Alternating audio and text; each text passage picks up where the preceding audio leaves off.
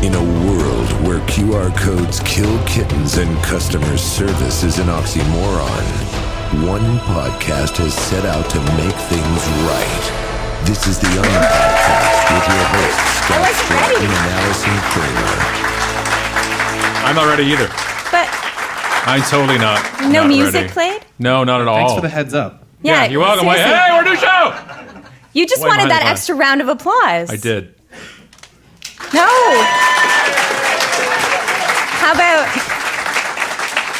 How about if we get Wayne to play the music? Oh yeah. Do you want to do that, Wayne? You want to do the music? Or are you good? I'm good. Yeah, he's good. He can just put the music in by the magic of technology. You're all coming with me everywhere I go now. Every gig, everything. Yeah, no? All right. Sure. I mean, we didn't even tell a single story last time, did we? Not really. We're going to do like a 30-second. I want to make sure we cover this one before we go. What, This is from the Amazon? last show. Yeah. The Amazon key. Welcome to the show, by the way. Show 201 still kept the live studio audience, and we're going to make them sit here for another month so we can have them for another 4. I like having an audience. I don't know if you know that about it. I do like the audiences. Amazon Key is a new service that let couriers unlock your front door. I love it because we get a reaction from people, too. So I don't have to not tell you the story. It's them that doesn't get the story. You realize I have to make up for that every single day. Like Yeah. when you're used to, when you live and you feed almost like food off the energy of an audience, like laughing or learning or clapping, like that is his food and his air. That is what Scott lives for.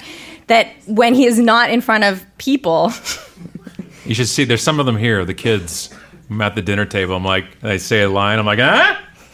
And they're just like, would you just stop? Yeah. So that is like, I'm constantly feeding the I'm making like, them fill out speaker rating sheets for me. During the soup, it was okay, but he really didn't have a point that I was thinking of. But the session description did not match the talk, like something like that, right? Yeah, that's welcome to Alison's life. Yeah. So yeah, I go on the road a lot. I made retirement plans that when he's like a lovely old Scott, that I'm going to buy a tour bus. In Vegas. Yeah. And we'll paint it up. We'll make it like Scott's Tours or whatever he wants. And we'll give away the tickets for free. Yeah. I don't care. I just need an audience. He just needs an audience. And we'll sit people on the tour bus. Up and down the strip. And yeah. every day, Scott will go out with his microphone and he'll take free trip across Vegas. A fluorescent jacket. He knows tons about Vegas. He'll be super happy.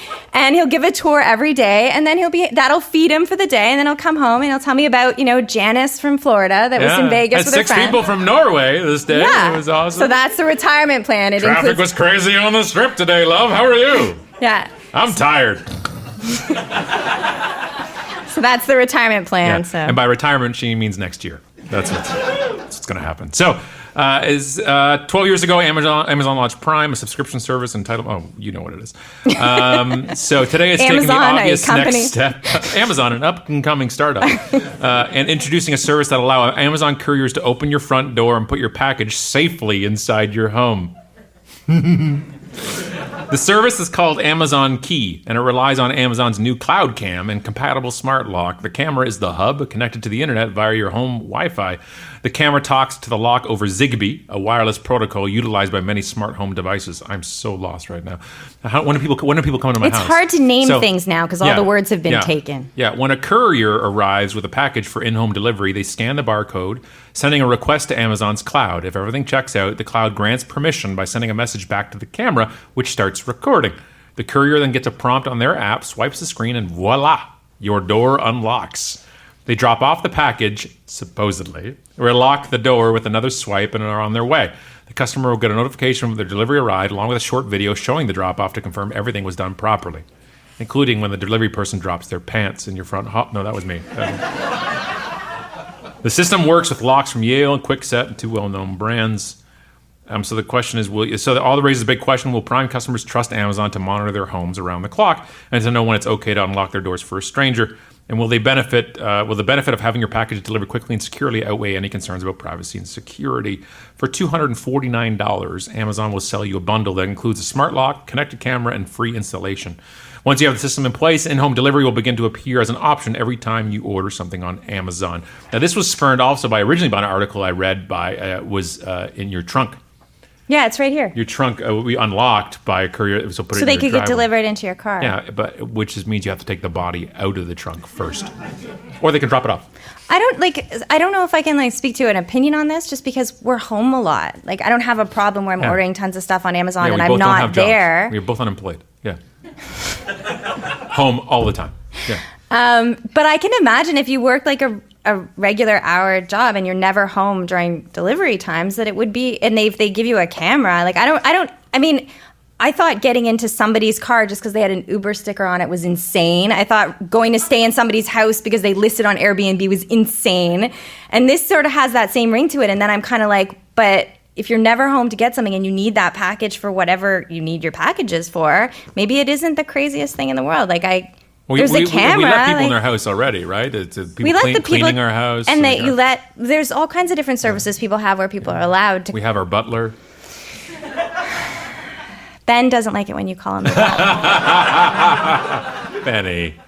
I don't know if you hear me. Might be wearing headphones. So this is So that's how I feel. I'm kind of maybe our comfort with strangers being in our space has shifted with this, the way the economy works now in the world now. Anybody comfortable? Who's not comfortable with this? Hands up. Quite a few people. Anybody okay with it? And on the fence? Yeah. So the thing is, right. I think we asked this 5 years ago. Everybody's like, nope. Yeah, but I felt that way about getting into Lyft and Uber. Yeah. I remember thinking no, I'm not going to just because somebody has a sticker on their car. It's interesting. But also because we don't face that challenge, right? We do have people home, and we usually don't miss. But I had one slip once that said you weren't home. I'm like, oh, we were home.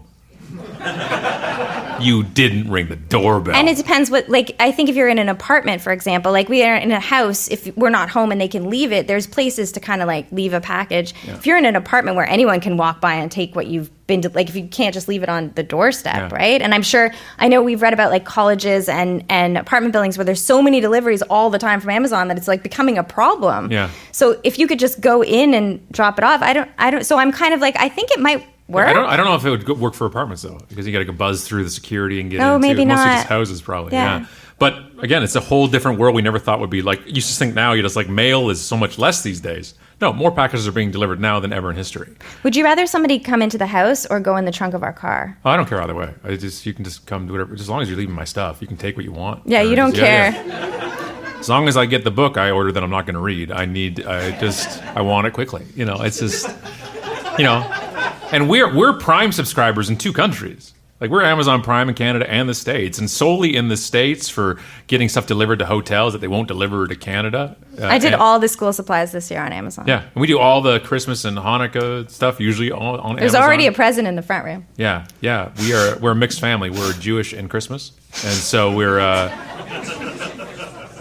Thank you for those that got the joke. I appreciate that. So December's awesome in our home. All month is amazing, and I think people will use this. I think people will. Yeah, I think there's certainly more than we use spectacals. Is there something like that? Yes. Right? It definitely beats out the spectacles. Yeah, and so it is interesting. I originally thought it was just the thing to open it. You can open it, stuff it in. With you throw the camera in there. I'm thinking, okay, we got to start there. The problem is, will it work, and will it work well? People steal the camera. Yeah. Well, that was fun, and they take your house. Yeah. I have a story which made me absolutely I thought this was hysterical. And we have a picture. I hope we got a picture. I don't know if we did. But it's from geekology.com. It says, so we've come to this. Company rents out grounded jets so Instagrammers can fool followers about their luxurious lifestyle. They can rent grounded jets.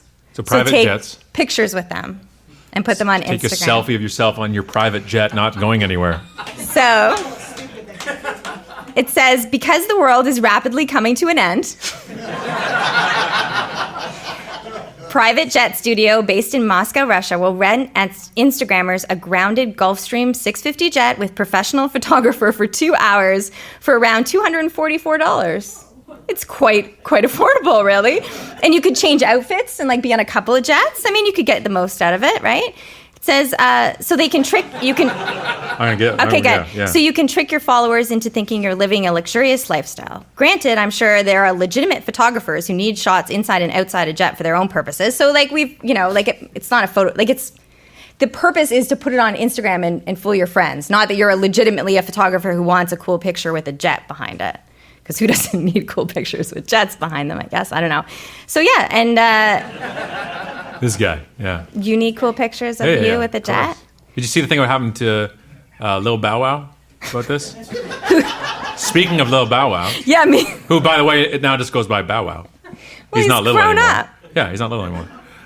Sean Marks, I think his name. So anyways, he had a picture of him on the jet, right? It's like, here I'm going to my next show or whatever. And if you see the size of his shows these days, you can't get a private jet for that, dude.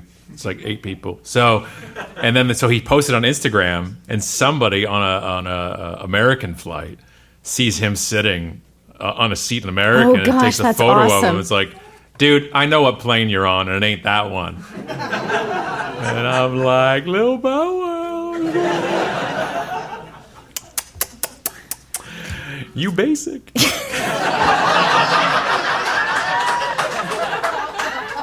Remember I learned that from the children. Remember when we flew with Coolio? Yeah, we did fly with Coolio. We did. We were coming back from South by, right? Yeah. With South by, and we're in Delta first class. So, but the thing Yes. is with Scott, like, obviously he's very extroverted and loves talking to people, but the only time he goes the opposite way is when he sees somebody that he thinks is, like, Awesome. Famous.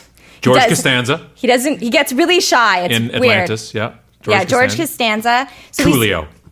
And you didn't want to go up to... Well, I was more interested in Mike Holmes' picture than you were. But anyway, so we... Mike Holmes. We saw... Like, he wouldn't go up to Jason Alexander. That's his name, right? Yeah, we were Costanza, at Atlantis, and we were in the casino, and Jason Alexander was playing blackjack. Yeah. And I'm like, you just go play blackjack beside Jason Alexander. He loves Seinfeld. I'm like... What are you doing? And he wouldn't go over. I'm like, yes, you are going over. And I like walked him over and was like, hi. And then they talked to each other and it was great. But anyway, so we're on a flight with Coolio. How do we know it's Coolio? Because he is wearing a denim jacket with a spray painted picture of himself on the back. And it says, Coolio. And 2 holes in his ball cap with his little braids coming out. Yeah. And if that ain't Coolio, I want to know this man. And I'm like, Scott, you have to, like, we have to get a picture with Coolio. And so I have a picture of Scott with, what's the song? Gangster's Paradise. And so he's like holding the iPad and I'm behind him and it's a picture and Coolio's like sitting there. And listening to Coolio with Coolio beside me. And then Scott didn't want to talk to him and I'm like, I'm talking to Coolio. Like, you don't sit a seat over from Coolio and you don't talk to Coolio. So he signed my iPad cover. And then he signed Scott's too because He wasn't as interested in signing mine. Whatever, dude. I was wearing my jacket with Alison on it. Yeah, she does, yeah.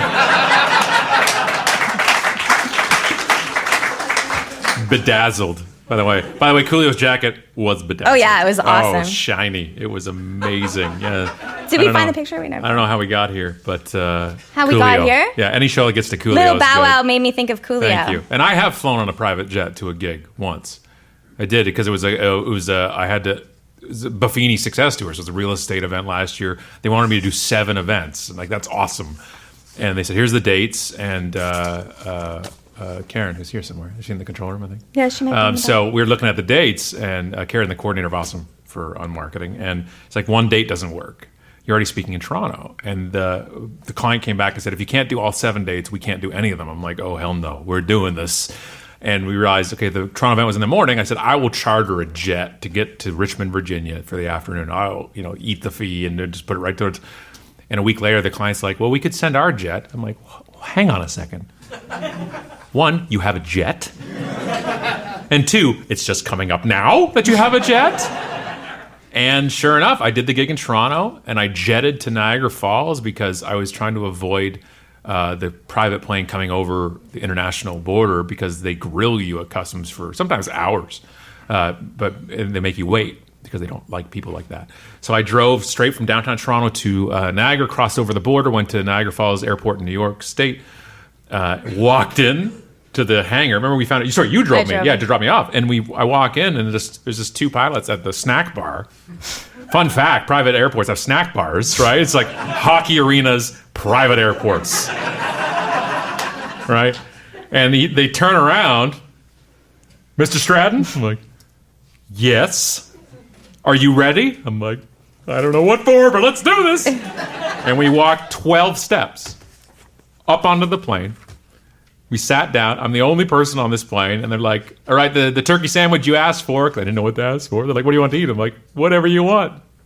Turkey sandwich. because it was lunchtime, and I'm not an idiot, and I wasn't going to get the lasagna or whatever. It's like, it's in the fridge, drinks are there, go nuts. I'm like, okay.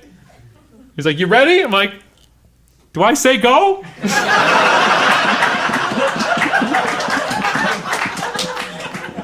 Go! Off we go, and I think I made that sound. And we're climbing, and I'm like, well, I usually get instruction for like, boom, and now you're free to walk around the cabin, but there's no flight attendant, right? Cheap private plane.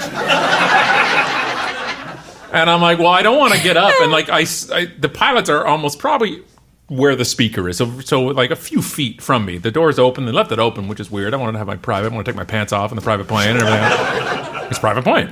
And so we're climbing. I'm like, well, I'll wait till we kind of plateau out, and I'll get up, get my sandwich, and just kind of walk around and wander, and How get big is like the a long plane? Where are you cigarette in going? his weight and dash it on things. I don't know. I just wanted to check out my whole private plane. So we get up to the top. We're getting up, and then we're going, and then we start descending. Like, we're going from Niagara Falls to Richmond, Virginia. That's not far in a plane. So, like, there is no plateau. I'm like, I'm getting my goddamn sandwich. So I unbuckle, and I realize if I scare the pilots, we're going to die. Because they're like, whoa, right? So I just sneak up to the sandwich and get it, and I sit back down. I put my seatbelt on. I look down. There's a lever. And I'm like, well, what does this do? And I pull it. It detaches the seat, so it swivels a 180, which is fine when you're flat, but when you start swinging. So I got a turkey sandwich and a Coke, and I'm like, everything's fine. I didn't want to scare the pilot. There are two kinds of people in the world. The people who pull the lever, they don't know what it does.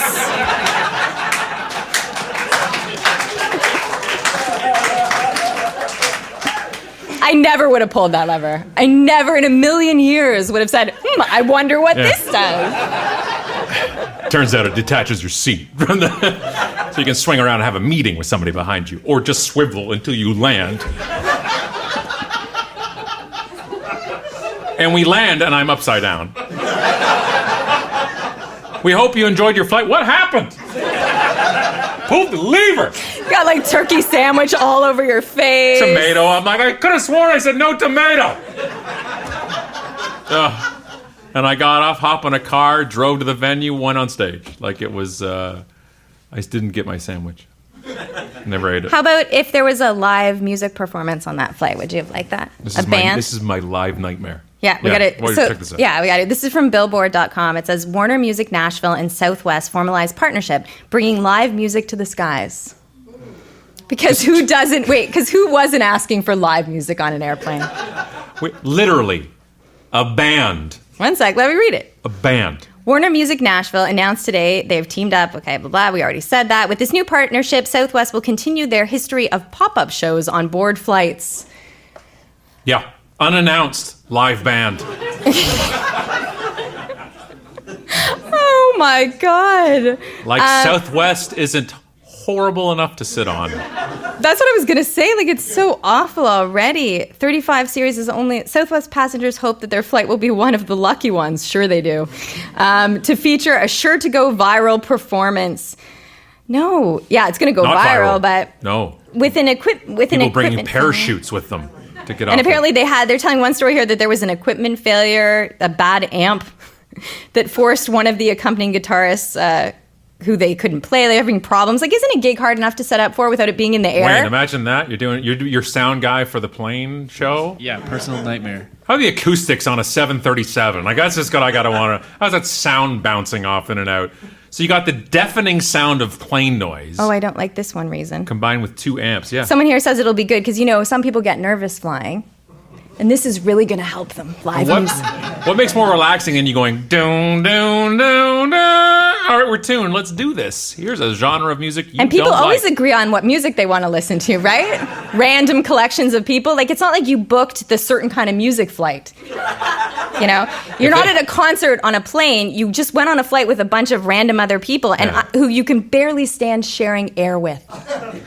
And now you're going to listen to music together that none of you picked. Yeah, just loving it. If they had a heavy metal flight, I'm booking first class. I am in. You know what makes flights more comfortable? What? The headphones, so you don't hear anything. Noise canceling headphones, yeah. Yeah, not the opposite of it. This is the opposite of noise canceling I would headphones. fly the silent flight. I wish. That'd be good. Nobody is allowed to talk. And if you play video or music on your phone But your without headphones do that. you're immediately thrown out of the plane. And if you do FaceTime without it too, you're now put on top of the plane to suffer the whole flight. But your headphones do that. Then you don't hear anything. That's Yeah. like the best thing we have flying is noise canceling. The Bose headphones is a universal acknowledgement to each other of hello, not talking to you, and then whoop, and that's how it works. And if you have earbuds, one earbud is like I'm open for conversation if I find you that enthralling.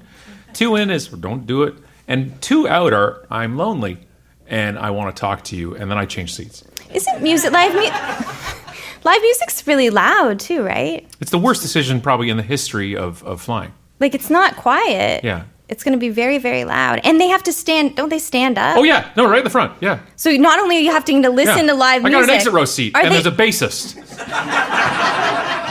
Right in the exit row, And he's got like that wide-legged stance that bassists do, yeah. and he's rocking out? Yeah, it's totally going like full out, yeah. Does someone have a keyboard? Yeah, a guitar.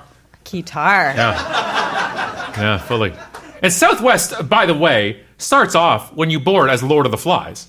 Right? Yeah, that's right. You're ready to board, everybody go! Right, you just like woof, and everybody's aisle seat pretending nobody's in the middle seat. It is just. You know what they should add to that? They put the music in, do the Lord of the Flies entry, and then give everyone one of those levers. Right? And then you can listen to music and spin. Now I'm in. Yeah. Now I'm on it, yeah. It's like a party bus airplane. You know what'd be worse? The only thing worse would be a karaoke flight. Right? Yeah, there's the reaction we're looking for, right? I would do karaoke on a flight. Like it was Scott's karaoke flight. We can add it to your tour bus for when you retire. Want karaoke? Yeah. Scott's Vegas tour and karaoke. Yeah. And then in the subtitle, not karaoke for you, Scott's doing karaoke. Like it's a pretty long for a URL, but I think we'll work on that. We'll do it. Yeah. Okay. Do you want to do some questions? You want to do another story? What would you like to do? Yeah, questions. Sure. Audience questions? Yeah, they came up, but we do have question music too, right? Wayne, do we have it? Produced by one of our children, Lotto. Lotto Beats coming up with that The only song. one of our children who went to school today. Yeah. Which is fascinating. Which is fascinating, actually. Yeah, the kids. only one. Yeah, good. So, questions. What do we have? I can't even remember what we did. Oh, crap. There were some good questions, too. There was one about LinkedIn. I remember that LinkedIn Julie one. asked Oh, a yeah. question. So, Julie was noticing that I've been pretty active on LinkedIn lately, and I still believe in what we wrote about in Unmarketing, which was about platforming. So, platforming is simply focusing on a certain platform and staying on it for a while. Like, really, not a week, not 2 days, not even a month. Like, I mean, a year. That you focus your efforts in content generation and conversation on certain platforms just to sink your claws into as much as you can to see, is there some staying power for you? Do your connections deepen? Do you get better or smarter, or your network increases in a quality way versus just a quantity way? So I've been focusing, as you notice, a lot of that focus on LinkedIn in the past while, because I think that they're at the point now. LinkedIn has been the bastard stepchild of social media, for at least for me, for years. So one of the oldest ones and one of the most misused ones and the highest potential. You don't have a better concentration of business people than you do have on LinkedIn. They've always had it that way. However, they botched. I think Groups was terribly rolled out. I think the best potential for a business-focused Groups was LinkedIn, and just totally ruined. I know why recruiters love LinkedIn. I know why cold callers love LinkedIn. It's great for B2B. I'm there. My interest in all these platforms is the connection. Always has been, always will be. And now what they've done with us, the news feed, like copied from Facebook, and Facebook who copied from somebody else, which is what they're good at. They now have made it to a point where I'm reading the news feed of people who I'm connected with. And that's a change. It used to be just like go on there, see who's requesting a connection, see who is spamming me, their B2B sales pitch, and then I'd go away. See who offered me a job, and then I would laugh. And then we talk about it on the show. But now I'm enjoying some of the content. And I'm finding there is some engagement there. And now they've just rolled out video, which is, late again for them at least, right? Yeah, just a bit late. And it's the same as every platform. Most people aren't using it great. They're just using it for the sake of using it. But some are doing it really well. And so the past 2 years, I've been focusing on our Facebook page. And then for the 2 years prior to that, I focused on Twitter.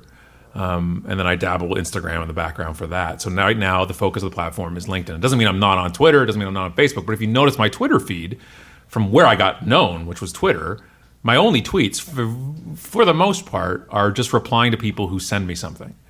I don't make a lot of new tweets, new content. I go there just to read other people's stuff, like the following list. And I like LinkedIn because it tends to be stuff I don't see other places. Like usually I see stuff on Twitter, on Facebook, and Instagram. It tends to be like the same stuff. Sometimes they may repurpose a little bit, like it's a picture instead of whatever they said another way. But LinkedIn, I find it very weird, like offsetting on LinkedIn when I see something that someone has also put on Facebook, then I'm kind of like, that's weird. Like, that doesn't seem right. Yeah. So most of the content I see on LinkedIn is unique to LinkedIn. I like that. I like that I'm going to see something different when I go. And that's something you guys should remember too, right? That whole, that native content to a platform is important instead of just cross-posting to everything. I can't stand seeing, and I got some really wonderful friends in the audience right here, and I just like, I can't stand seeing your same picture 3 times.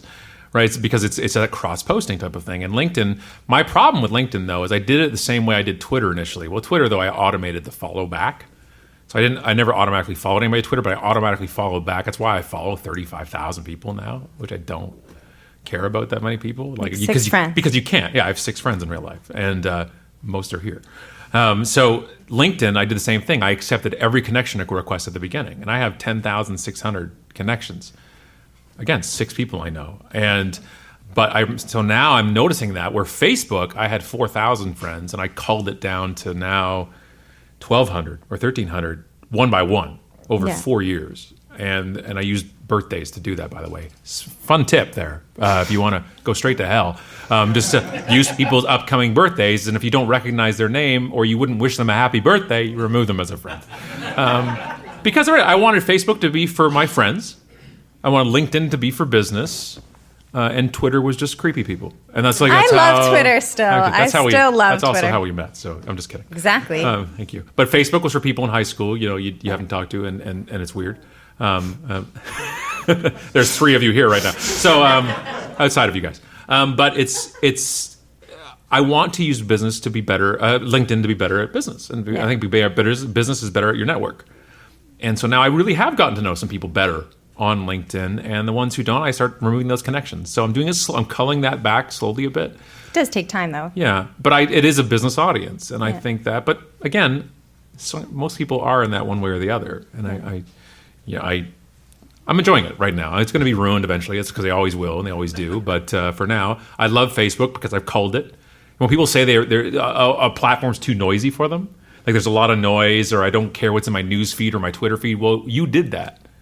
You made your own noise, just like I made my own noise on Facebook. My choice was either to leave or to make it better, because relevance runs everything. Relevance runs the news feed, runs Instagram. When Instagram shifted to relevance in a feed versus recency, people lost their mind, but they now spend more time on Instagram than ever.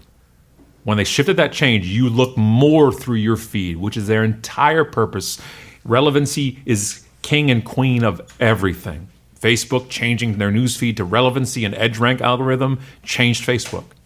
You think you want to see the most recent posts. You don't, though. You want to see it somewhat recent, meaning you don't want to see an Instagram photo or a Facebook post from 3 weeks ago, but you don't mind seeing it from a day ago if it's more relevant than Jeff saying he just had lasagna. And I got no problem with Jeff or his lasagna, but I want to see something that's trending or getting more shares or likes on a friend's post. Relevancy really runs the world when it comes to this world, and all of your worlds, by the way. If somebody ever asks, why am I reading this, doing this, buying this, sharing this, then we stop doing that. And I think that LinkedIn has a vested interest, and that's how they've set up their newsfeed too, is relevancy-based, not just recent. Do you have any other questions? Yeah. Was there another question? I can't remember. Messenger bots. Oh, what do I think about Facebook Messenger bots? I'm going to throw up. I just had one happen to me now. So that's one of the other adoption things is Facebook Messenger bots. And one of the things is like, hey, it's like the automated email series, right? You get triggers 1, triggers 2, triggers 3, but we're trying to use AI. Woo! Trying to use artificial intelligence, and nothing's ever gone wrong with that. Ever. So like pretending you're talking to somebody in a messenger chat really is never a recipe for disaster until you do it anytime ever. Because it's now, if you're known it to be automated, like I've done something where you can go to one of the airlines and put in something and it'll give you an update on the flight status. But again, I already have that in their app. So it was like almost like a repetitive thing. But I've seen marketers use it. You message somebody, make it sound personal. Like, hey, what's up? Just curious, are you interested in this new report I brought out? I thought you'd love it. That's underhanded to me. You're not doing it. And I had a guy do it. And here's the thing. I got it one last week. And the reason why I started messaging with the guy 6 months ago was he stole one of my phrases. He took one of my phrases and made it his own. It was exact wording from the book. It was learning to cold call better is like learning how to punch somebody in the face better, right? It was like perfectly worded. I'm not saying I'm the first person ever to do it, but I was. And somebody called him out on it. And then so him and I went back and forth. He's like, I think I came up with that in 2010. I'm like, cool, here's the book written in 2009 where it was said. He's like, uh-huh. And he never replied back. And then I got a bot message saying, hey man, what's up? Got this new marketing report. It's hot off the press. Wondering if I think you'd really love it. And I just wrote back to him, Jesus. That was my reply. And that's not his name. And he never replied. It was just an automated, and I find it inauthentic on a good day and unethical on a bad day. And I just think that, I don't think engagement is scalable. I don't. I think you either hire more people or remove that avenue. And the problem is when you remove that avenue, and that's the avenue your customers and potential customers want to talk on, that's where we run into a problem. And it's automated, so anything could be happening in that person's life that day in the world, and like you're really taking a chance that it's going to fit in somewhere, and something terrible could have happened in their town that day. It could be the most inappropriate, worst time ever to send them a message. And so I remember just take 5 seconds to make sure that they. I remember when the horrific Vegas shooting happened, and I went to Twitter because that's where a lot of us go in real time. That's one of the last real time platforms, and I went there, and we have a lot of friends there. A lot of friends that were at the concert, and we went on there, and I saw all these updates, and it was going, and I'm just like, this is crazy. And then there's just an automated tweet from somebody. Here's my 5 steps to succeeding in business. Here's a repurposed blog post from last year.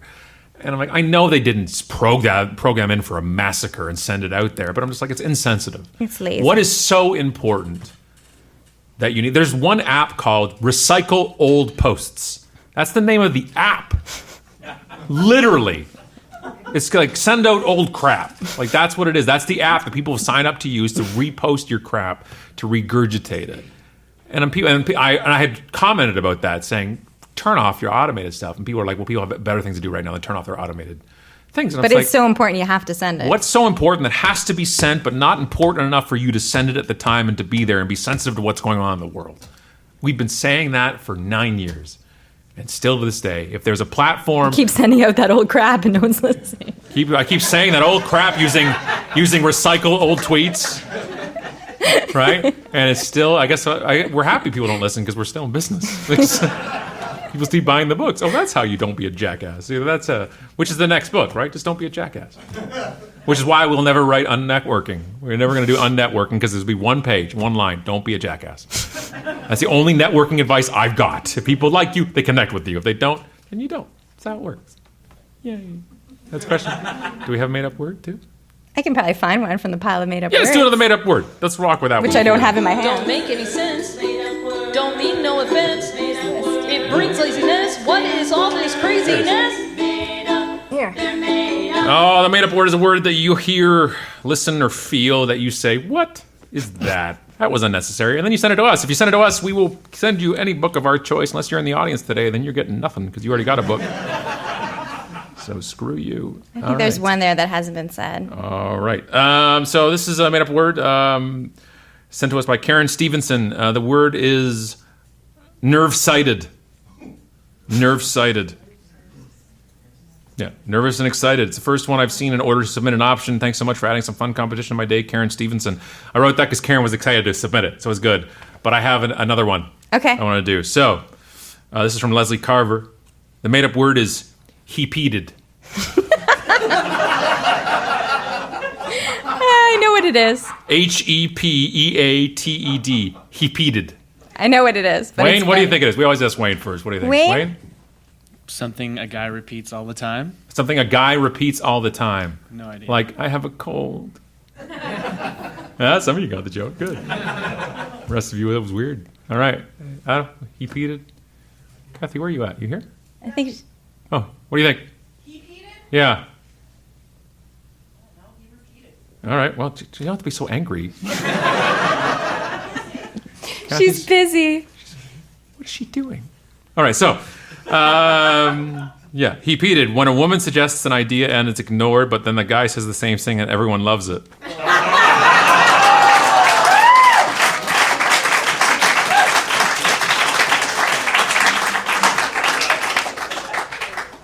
Walked right into that one, didn't I? That's all the time I we even have. handed you the paper with the word on it. This one's next, and it's your idea, Scott. Okay. All right, Draggy. All right. I wasn't getting it, Scooby-Doo. That was the impression. Millennials don't get it. So, that's it, yeah? Yeah, good. Thank you. Actually, we do. What? Oh, he says he gets it because he's a millennial. Oh, yeah. Wayne's an old millennial. We have a though. lot of millennials here. Yeah. Oh, that's weird. All right, well. He's an old millennial? What's that? Like, what does that mean? Yeah, they call it a zennial. You're both insulting him.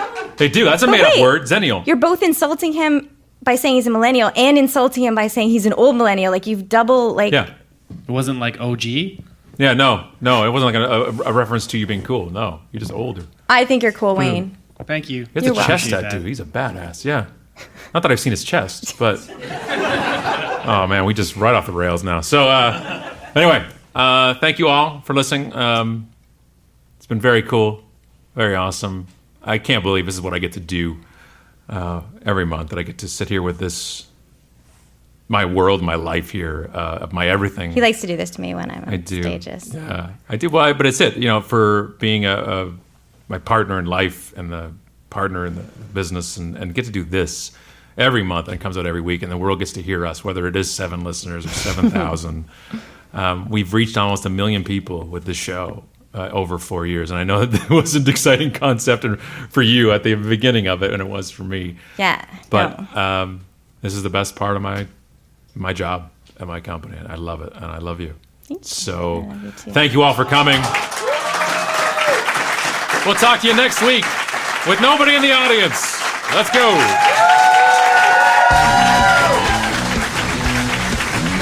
Be sure to subscribe to the podcast on iTunes and visit theunpodcast.com. And remember, friends don't let friends use QR codes.